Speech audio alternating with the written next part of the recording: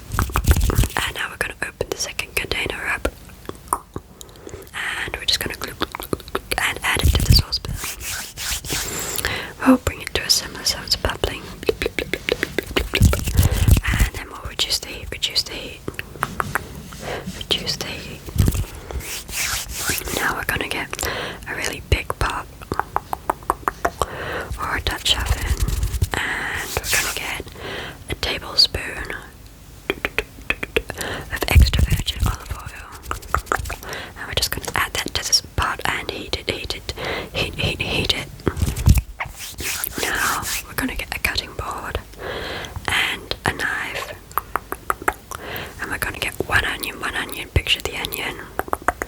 Gonna put it on the cutting board. And now we're just gonna go chop, chop, chop, chop, chop, chop, chop, chop, chop, chop, chop, chop, chop, chop. We're gonna chop up that onion. And now we're gonna add it to the pot, Now we're gonna get a tablespoon measure. And we're gonna get a block of butter. And we're gonna get a tablespoon of butter, add it to the pot. And we're gonna get 2 cloves of garlic. Picture the cloves. And we're just gonna mince them, mince, and add them to the pot. Now we're going to get about a pound of mushrooms and get them on a cutting board again. We're gonna remove the stems. And then we're just gonna chop.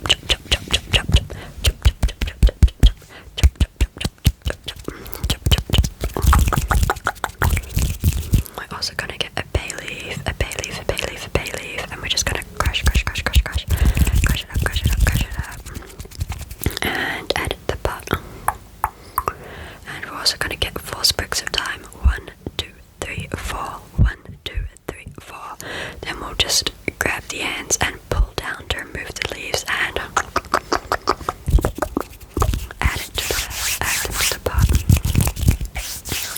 And then we cook all the ingredients together until the mushrooms are soft and golden. And that should take around 4 minutes. And of course we're gonna add some salt and pepper. And we're just gonna get those ingredients and put them off to the side. We're gonna take that same large pot and get another tablespoon of butter and add that. And we are also going to get another measuring cup, a 1 cup measuring cup, and go scoop into some arborio rice, the risotto rice. And we're gonna add that to the pot with the butter. And then we're gonna get a spoon and just mix it, and make sure the rice is coated in the butter. And we do that until it smells like a little bit toasty. And then now we're going to get a 1/2 cup measure and a bottle of white wine, and we're going to go get a 1/2 cup of white wine and splash, add that to the pot. And then we're just going to keep stirring and cooking that with the rice until it is absorbed. Now, with that medium pot we had from before with the stock in it, we're going to start ladling broth from it into the big pot. We're going to go about 1 cup at a time. We'll go scoop and splash, add it into the big pot, and then we go stir, mix the stock and the rice together until the rice has just about absorbed all the broth. And we're just going to keep doing that about 8 times. 1, 2, 3, 4, 5, 6, 7, 8. About 8 times until all the broth has been absorbed by the rice. So let's go. We've already done 1, so let's go 2. Just add it and mix. And 3, 4, 5, 6, 7, 8. 1, 2, 3, 4, 5, 6, 7, 8. We do that 8 times, adding 8 cups of broth. And we just keep mixing each time. Mixing until all the broth has been absorbed. And by now we should have a nice, smooth and creamy risotto. Now we're gonna take the mixture of mushrooms and herbs we had from before, and we're just gonna blub, and add it back into the big pot. And we're just gonna mix everything together so we have a nice combination. And we're going to get a grater. Can you imagine a nice stand grater? And we're going to get a block of Parmesan cheese, a block of Parmesan cheese. We're just going to grate some Parmesan cheese, and then go sprinkle that over the risotto. And now we have risotto, and we can get a little bowl view.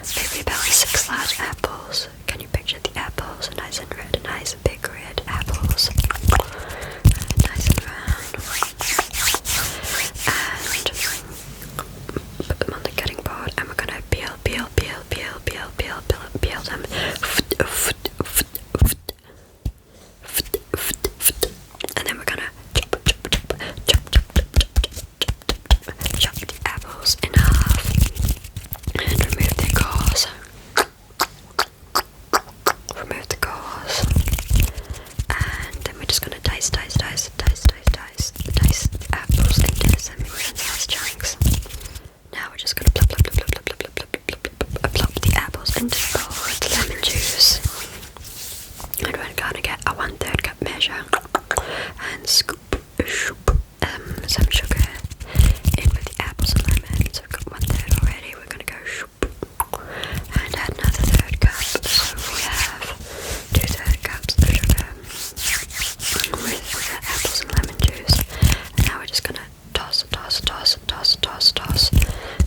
apple, sugar and lemon together. Now we're going to get about 1/2 cup of unsalted. Now we're going to get the block of butter again and cut off a 1/4 size cup slice. And we're just going to add that to a medium pot. And we're just going to melt the butter. And then we're going to add our apples. And we'll just let the apples cook until the sugar starts to dissolve, and then the mixture will start to simmer. Imagine the mixture just bubbling away. And we'll just keep cooking that for about 7 minutes. 1, 2, 3, 4, 5, 6, 7 minutes. Until the apples start to soften. And then from there we get a sieve, like with the mesh bottom, and we add the apple mixture into the sieve and just strain it to remove any excess liquid. And we're gonna catch the juice in a bowl. And we're gonna shake the colander with the apples in it just to make sure all the juice comes out. Now we have that bowl of juice. We're gonna add it back into the pot over the heat and just let it heat for about 10 minutes to reduce a little bit.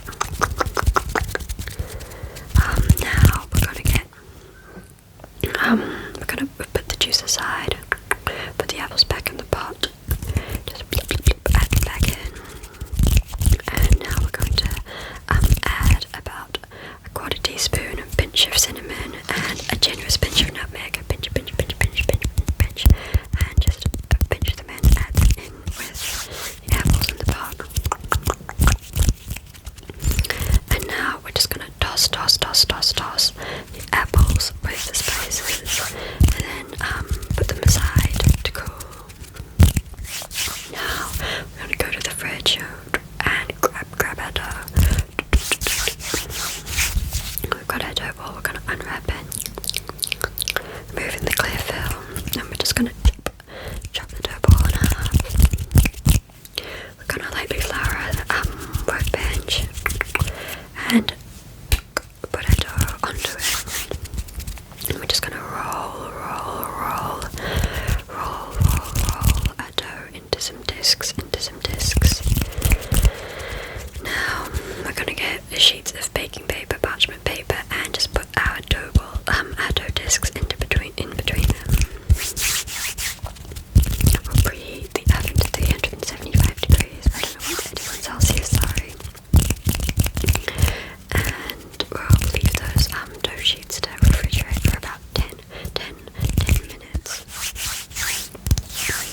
Once those are done refrigerating, we're going to get a pie pan, 9-inch pie pan. And with one of the discs of dough, we're just going to start laying it in the pie pan. And we'll have a bit around the edge just so we can fold over. Get a nice clean edge. Then we're going to get our pot with the apple filling and just add it in to the pie pan on top of the dough. We'll just make sure it's spread evenly throughout the pie pan. Now we're going to get the second disc of dough. We're just going to lay it over the top of the apple filling. Just going to lay it over the top. And we're just going to press the edges together to make sure it's got a nice seal. And we're going to get a large egg, crack it, and just